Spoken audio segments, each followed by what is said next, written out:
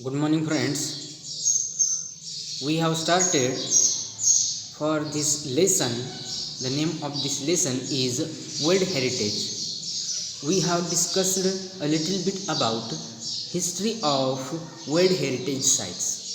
विद्यार्थी मित्रांनो, world heritage म्हणजेच जागतिक वारसा या ठिकाणी या नावाचा जो पाठ होता किंवा वारशांचे आपण त्याला जग असं म्हटलेलं आहे, त्याच्यामध्ये आपण history of world heritage sites म्हणजे जागतिक वारसा स्थळांचा इतिहास याच्याबद्दल थोडीशी माहिती पाहिलेली होती.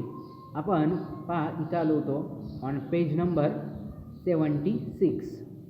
Shortly thereafter, in 1965, a White House conference in the United States called for a World Heritage Trust to protect historic cultural sites, but to also protect the world's significant natural and scenic sites.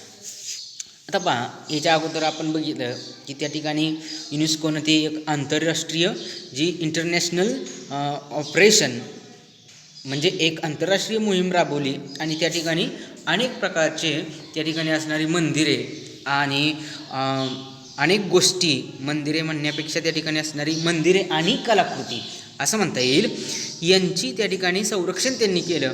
आणि म्हणून त्यानंतर लगेच 1965मध्ये काय झालं, अमेरिकेमध्ये एका white house परिषदेमध्ये जागतिक वारसा विश्वस्त संस्था म्हणजे बघा त्याचा उल्लेख जो आहे तो इथं आलेला आहे, वर्ल्ड हेरिटेज ट्रस्ट म्हणजेच जागतिक वारसा विश्वस्त संस्था, अशा प्रकारच्या संस्था स्थापन करण्याची मागणी केली गेली. कशासाठी की ते जेणेकरून ऐतिहासिक स्थळाबरोबरच जगामध्ये जी निसर्गरम्य आहेत ठिकाणे किंवा महत्त्वाची ठिकाणे आहेत त्यांचे संरक्षण केले जाऊ शकेल, यासाठी अशा प्रकारच्या जागतिक वारसा विश्वस्त संस्था म्हणजेच वर्ल्ड हेरिटेज ट्रस्ट निर्माण कराव्यात, यासाठी काय करण्यात आली, मागणी करण्यात आली.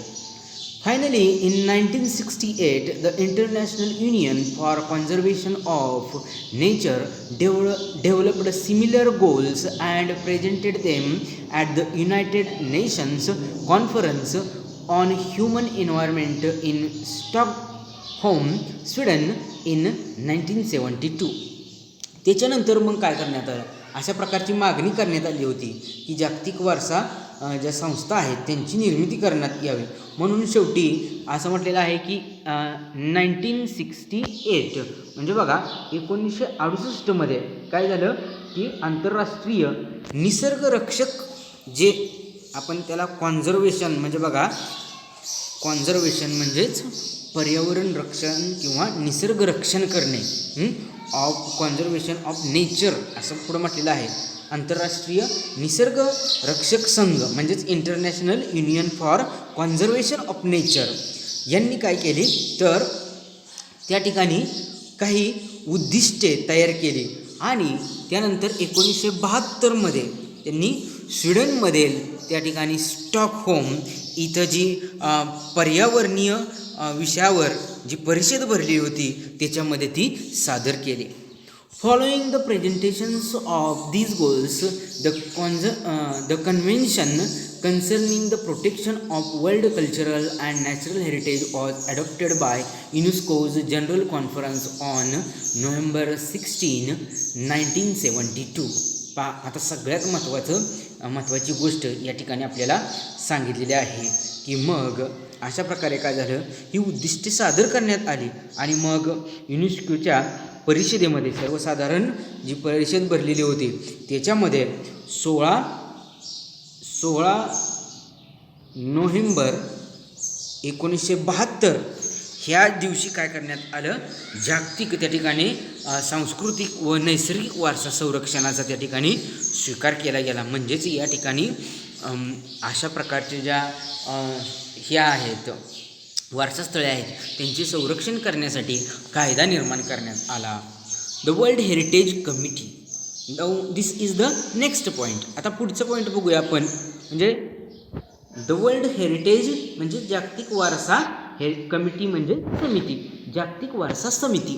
Today the world heritage committee is the main group responsible for इस्टॅब्लिशिंग which sites will be listed as a UNESCO world heritage site. बघा आता या ठिकाणी असं म्हटलेलं आहे की आज युनेस्कोच्या जागतिक वारसा स्थळामध्ये किंवा त्याची जी यादी आहे त्याच्यामध्ये कोणकोणती जे त्याची जी लिस्ट आहे त्याच्यामध्ये म्हणजे जागतिक वारसा स्थळामध्ये कोणकोणत्या ठिकाणाचा समावेश केला जाऊ शकेल हे ठरवण्याचं कार्य किंवा याची जी पूर्ण जबाबदारी आहे ती जागतिक वारसा समितीकडे आहे. म्हणजे फॉर एक्झाम्पल बघा आपल्या इकडे एखादं ठिकाण आहे, ते ठिकाण किंवा त्या स्थळाचा जागतिक वारसा स्थळामध्ये समावेश होऊ शकेल किंवा नाही. समजा आपल्या इकडं आहे किंवा कोणत्याही ठिकाणी आहे, त्या वारसा स्थळाचे किंवा त्या ठिकाणाचे जागतिक वारसा स्थळामध्ये त्याचा समावेश होऊ शकेल का नाही हे ठरवण्याची जबाबदारी जी आहे ती जागतिक वारसा समितीला आहे. The committee meets once a year and consists of representatives from 21 state parties and that are elected for 6 years terms by the World Heritage Center's General Assembly. आता ही समिती आहे त्या समितीच्या बद्दल महत्त्वाची माहिती इथे सांगितलेली आहे. त्याच्यामध्ये असं म्हटलेलं आहे की त्यांची जी बैठक आहे म्हणजे समितीची मीट म्हणजे काय या ठिकाणी मीटिंग म्हणजेच या ठिकाणी बैठक असं म्हटलेलं आहे की या समितीची बैठक जी आहे ती काय होते वन्स अ इयर, वर्षामधून एकदा या समितीची बैठक होत असते. आणि त्याच्यामध्ये बा and consist of representative from 21 state parties आणि त्याच्यामध्ये या ठिकाणी 21 वेगवेगळ्या राज्य पक्षांचे प्रतिनिधींचा सहभाग असतो. That are elected for 6 years terms by the world heritage centres general assembly. आणि 6 वर्षाच्या कालावधीसाठी हे अधिकारी जे असतात किंवा ही जी समिती असते यांची किंवा प्रतिनिधी यांची निवड केलेली असते. The state parties are then responsible for identifying and nominating new sites within their territory to be considered for inclusion on the World Heritage List. आणि मग बघा त्याच्यानंतर काय होतं आपल्या त्या ठिकाणी प्रदेशामध्ये नवीन स्थळे शोधून काढणे किंवा काय करणे त्या ठिकाणी जागतिक वारसा स्थळामध्ये किंवा त्या यादीमध्ये या स्थळांचा विचार केला जावा किंवा समावेश केला जावा यासाठी नामांकन करणे. बघा आयडेंटिफाईंग अँड नॉमिनेटिंग, ओळखणे आणि त्याचा नामनिर्देश करणे किंवा त्या ठिकाणी नामांकन करणे असं म्हणतो आपण. याची संपूर्ण जबाबदारी ही जागतिक वारसा समितीकडे असते. म्हणजेच स्थळ शोधून काढणे आणि त्याचं त्या ठिकाणी नामनिर्देश करणे. Becoming a world heritage site. आता एखादं स्थळ हे जागतिक वारसा स्थळ कसं ठरलं जाईल, कशा पद्धतीने ते ठरवता येईल याच्याबद्दल आपल्याला माहिती सांगितलेली आहे इथं. Becoming a world heritage site म्हणजे कशा प्रकारे एखादं स्थळ हे जागतिक वारसा स्थळ होते किंवा ठरते. There are 5 steps in becoming a World Heritage Site.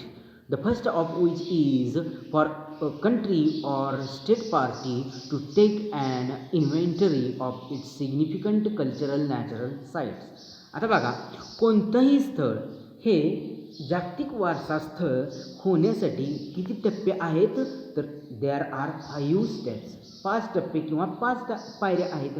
त्याच्यामध्ये पहिल्या प्रथम असं म्हटलेलं आहे the first of which is for a country or state party to take an inventory of its significant cultural natural sites. आणि त्याच्यामध्ये पहिली गोष्ट म्हणजे काय केलं पाहिजे की एखाद्या देशाने किंवा आता बघा कंट्री ऑर स्टेट पार्टी किंवा त्या राज्य सरकारने किंवा राज्यपक्षाने आपल्याकडे असणारी जी महत्त्वाची जागतिक सांस्कृतिक किंवा नैसर्गिक स्थळे आहेत यांची काय केली पाहिजे यादी तयार केली पाहिजे. इन्व्हेंटरी मीन्स हिअर त्याचा अर्थ आपण काय म्हणू शकतो इन्व्हेंटरीचा अर्थ इथे दिला आहे बघा. इन्व्हेंटरी म्हणजे अ डिटेल्ड लिस्ट म्हणजे त्याची एक यादी असं आपण म्हणू शकतो. इन्व्हेंटरी म्हणजे यादी, एक यादी त्यांनी केली पाहिजे. म्हणजे फॉर एक्झाम्पल एखादं राज्य आहे किंवा एखादा देश आहे त्या देशाने त्या राज्याने आपल्या राज्यामध्ये असलेल्या अशा प्रकारच्या सांस्कृतिक नैसर्गिक स्थळांची एक यादी बनवली पाहिजे. ही पहिली पायरी झाली. This is called the tentative list. आता ही जी यादी केली जाईल ती यादी कशी असेल? टेंटेटिव्ह म्हणजे तात्पुरत्या स्वरूपाची असते. ही यादी काय आहे?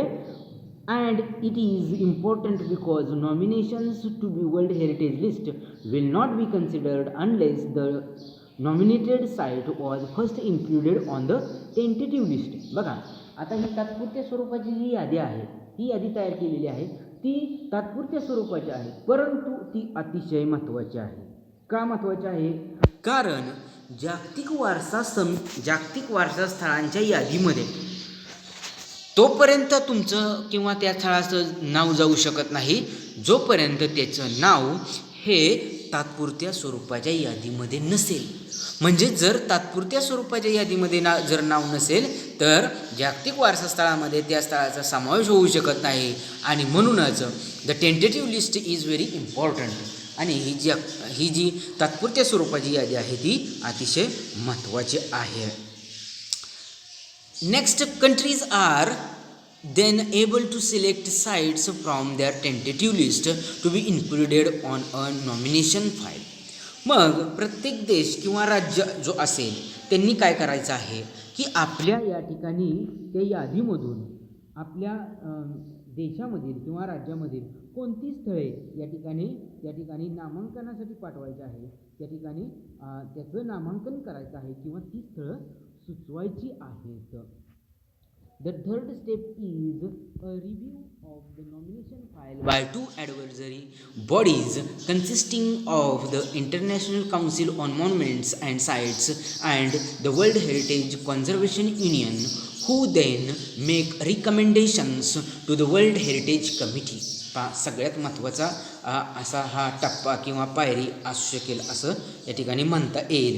जो हा तिसरा टप्पा आहे त्याच्यामध्ये काय केलेलं आहे, जे दोन बॉडीज म्हटलेलं आहे, म्हणजेच दोन या ठिकाणी वेगवेगळ्या सल्लागार समिती. बघा, टू ॲडव्हायझरी बॉडीज म्हणजे दोन सल्लागार समिती ज्या आहेत की ज्याच्यामध्ये कशाचा समावेश होतो, त्याच्यामध्ये जागतिक संरक्षण संघ, त्याच्यामध्ये काय म्हटलेलं आहे की वर्ल्ड कॉन्झर्वेशन युनियन आणि इंटरनॅशनल काउन्सिल ऑन मॉन्युमेंट्स. म्हणजे पहिला कोणता आहे? जागतिक स्मारके आणि स्थळ परिषद. ही जी बॉडी आहे किंवा यांचा या ठिकाणी ही जी समिती आहे, या समितीकडून त्या फायलींचे निरीक्षण होते त्या ठिकाणी ते निरीक्षण करतात आणि त्यानंतर मग ते रिकमेंड आणि मग त्या ठिकाणी त्याच्यामधून काही ठिकाणांच्या जागतिक वारसा समितीकडे आपल्या शिफारशी ते करत असतात. The world heritage committee meets once a year to review these recommendations and decide which sites will be added to the world heritage list. मग बघा, जागतिक वारसा समिती आपण बघितली की त्यांची जी मीटिंग आहे किंवा ते एक वर्षामधून ते काय करतात, एकदा त्या ठिकाणी त्यांची जी बैठक आहे ती होत असते आणि मग या ठिकाणी त्यांच्याकडे जे रिकमेंडेशन शिफारशी आलेल्या आहेत त्या शिफारशींपैकी कोणती स्थळे ही वारसा स्थळे ठरू शकतात या ठिकाणी त्याचे ठरवतात किंवा डिसिजन घेतात. The final step in becoming World Heritage Site is determining whether or not a nominated site meets at least one of the 10 selection criteria. आणि सगळ्यात महत्त्वाचा आणि पाचवा टप्पा म्हणजे या एखादं जे जागतिक वारसा स्थळ आहे त्याने ठरवलेल्या 10, बघा असं या ठिकाणी म्हटलेलं आहे की 1 of 10 ठरवलेल्या या ठिकाणी 10 जे क्रायटेरिया किंवा आपण काय म्हणू शकतो या ठिकाणी क्रायटेरिया म्हणजे निकष, 10 निकषापैकी कमीत कमी एक तरी निकष हे जागतिक वारसा स्थळ पूर्ण करत आहे किंवा नाही हे त्या ठिकाणी पाहिलं जातं. If the sites meet these criteria it can then be inscribed on world heritage list. आणि जर मग अशा प्रकारे जागतिक वारसा स्थळ ते स्थळ जे आहे त्या ठिकाणी तशा प्रकारचा निकष पूर्ण करत असेल तर त्याचं नाव काय केलं जातं, जागतिक वारसा यादीमध्ये त्या ठिकाणी कोरण्यात येतं. इन्स्क्राईब म्हणजे कोरणेच असा अर्थ त्याचा होतो, परंतु या ठिकाणी नोंदवणे असा अर्थ आहे. तर त्या ठिकाणी त्याचं नाव हे नोंदवलं जातं. Once a site goes through this process and is chosen, it remains the property of the country on whose territory it sits, but it also becomes considered within the international community. बघा, आता अशा प्रकारे एखादं स्थळ जे आहे ते जागतिक वारसा स्थळामध्ये त्याचे नाव किंवा ते यादीमध्ये नाव गेल्यानंतर काय होतं, तर ते ज्या भागात आहे त्या देशाची किंवा त्या भागाचीच मालमत्ता नसते, तर ते एक आंतरराष्ट्रीय समुदायाचा सुद्धा एक काय असते, भाग असते किंवा एक आंतरराष्ट्रीय समुदायाचा भाग म्हणून त्याची गणना होते. We will see the remaining part to the next period.